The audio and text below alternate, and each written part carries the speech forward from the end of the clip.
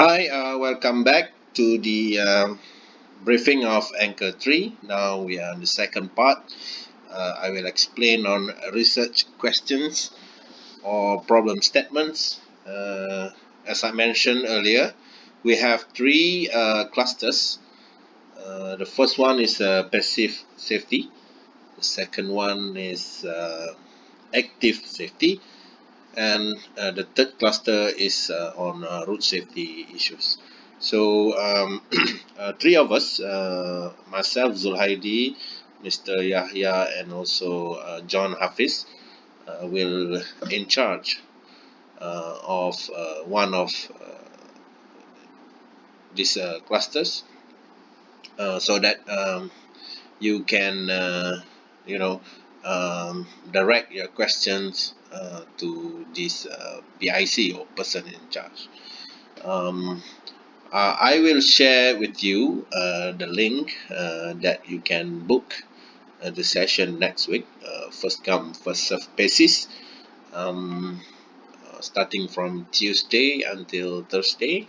We have a few slots according to the cluster that you are interested in next week in that 3 days. Okay. So for cluster one, which is passive safety, normally include crash test methodology and also injury studies. So we number it as C11.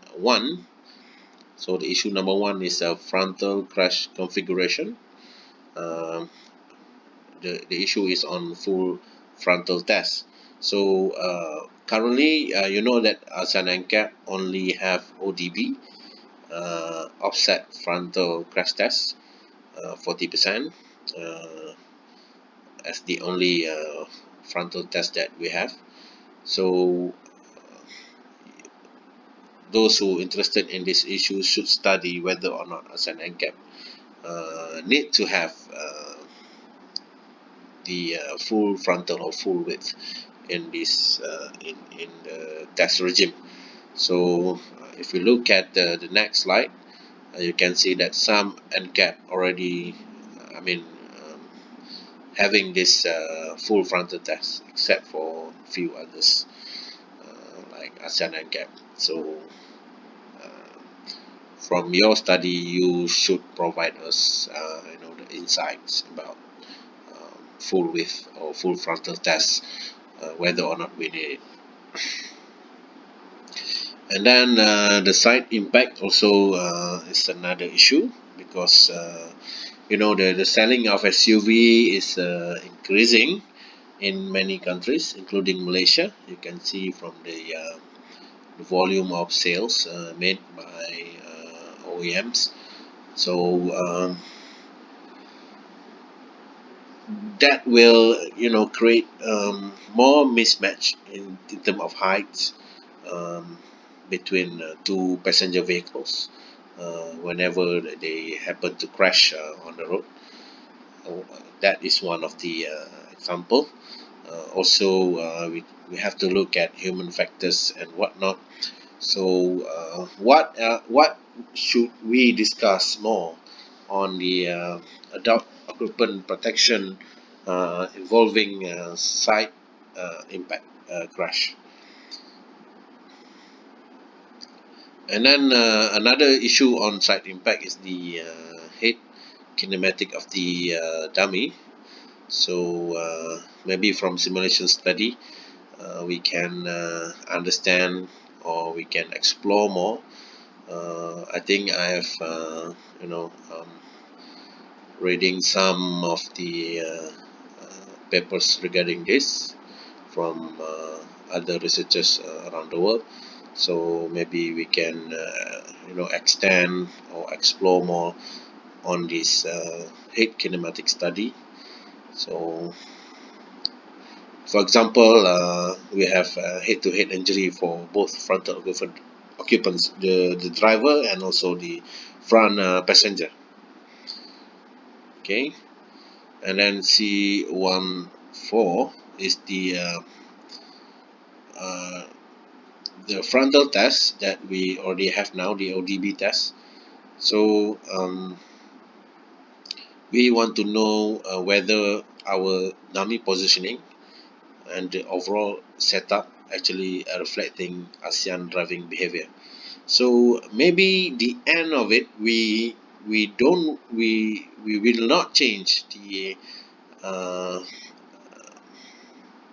the you know the way we conduct or we set up the dummy and whatnot. So, but we want to know the difference or the gap between what we implement in the lab and also what happened, among the drivers, especially in this region. Okay. So the example here is the foot position of the ASEAN drivers. C15 also regarding the popularity of high COG vehicles, SUV, MPV, and also pickups. So we need more knowledge on the risk of this kind of vehicle, such as rollover. So this C15 is about rollover study towards roof strength analysis. Um, uh, we have published through previous anchor project about static stability factor, so that should be one of your reference if you want to pursue on this issue. This is another simulation study, but this one is on child dummy development and verification. So we know that we changed from P series to Q recently. So we want to do simulation to compare or have the knowledge of the biofidelity of these dummies and also the children, in terms of size and whatnot in this ASEAN region. C17, the design of rear seat towards optimizing child restraint system. So we want to know the sensitivity of rear seat design towards child safety, because some CRS could not fit, or some type of vehicle have a short belt that cannot fix the child seat, and so on. So maybe you can explore more on this issue. And the last one, C18, is the head impact profiling for pedestrian crash. So this one we need to study. From the real accident happening out there. So we want to know the head impact characteristics among pedestrian. So just focus on the head, not the upper leg form, and also the leg form, the lower one. The second cluster is the active safety. So we have this C21 autonomous emergency steering in ASEAN NCAP. So whether or not this technology is viable in ASEAN road, basically, and we um, it is actually pairing with the AEB technology.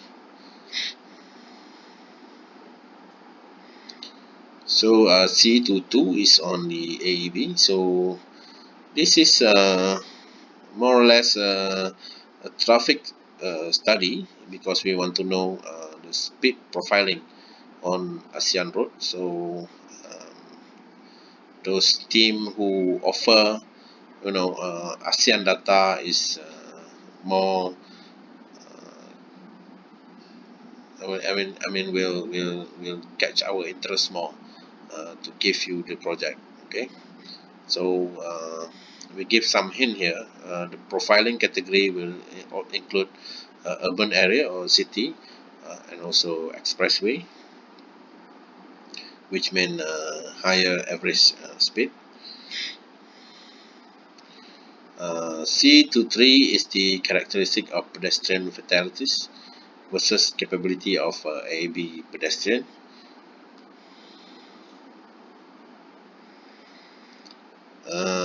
The next one is AB functionality at night, because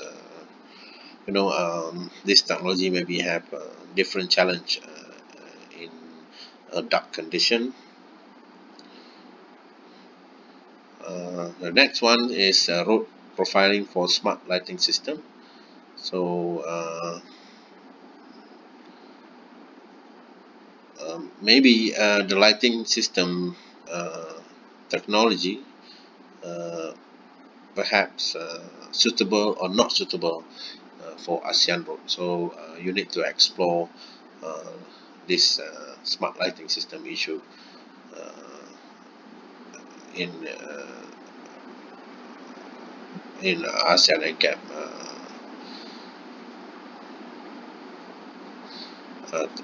testing test protocol.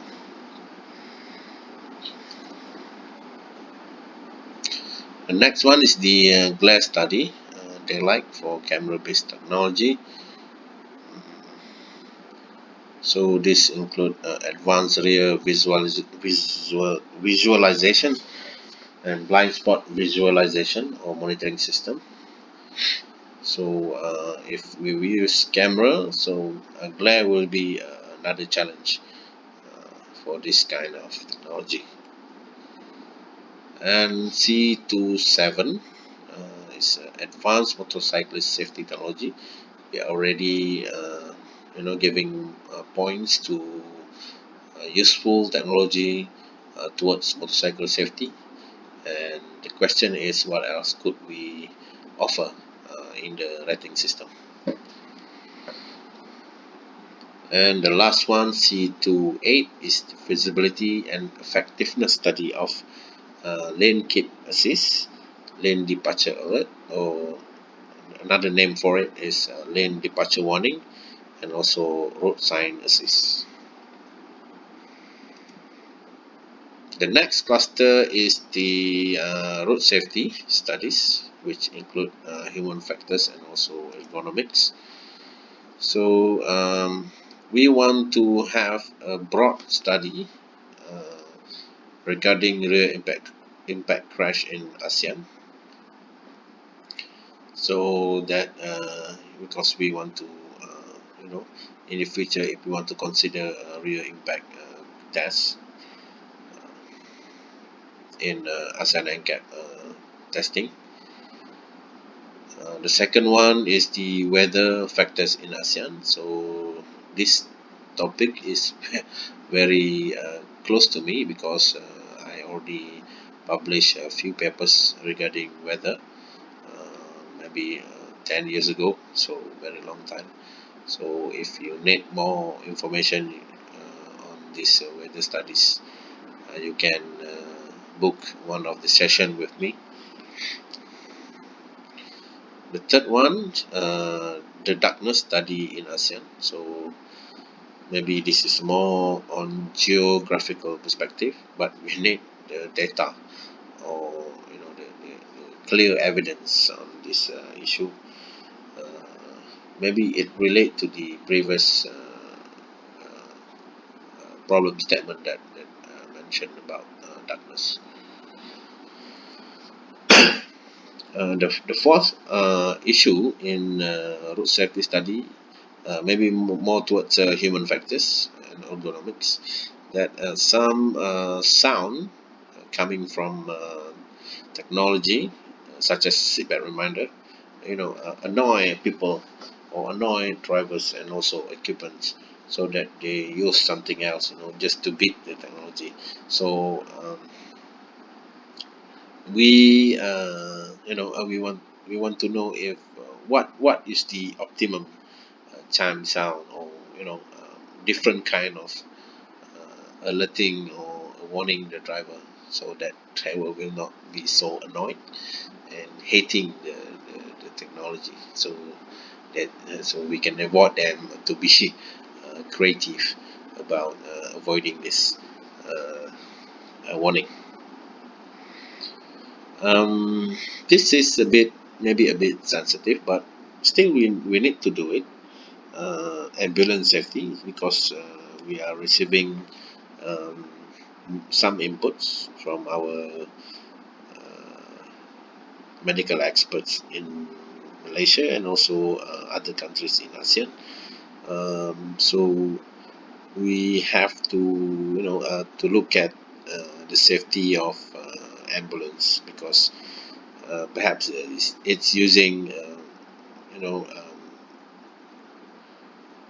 different kind of vehicle that not normally used by the public, and this vehicle is heavily retrofit retrofitted with some gadgets and tools to fit the purpose of an ambulance.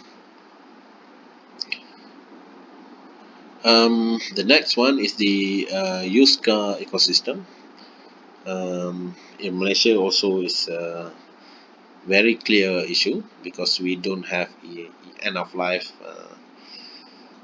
end of life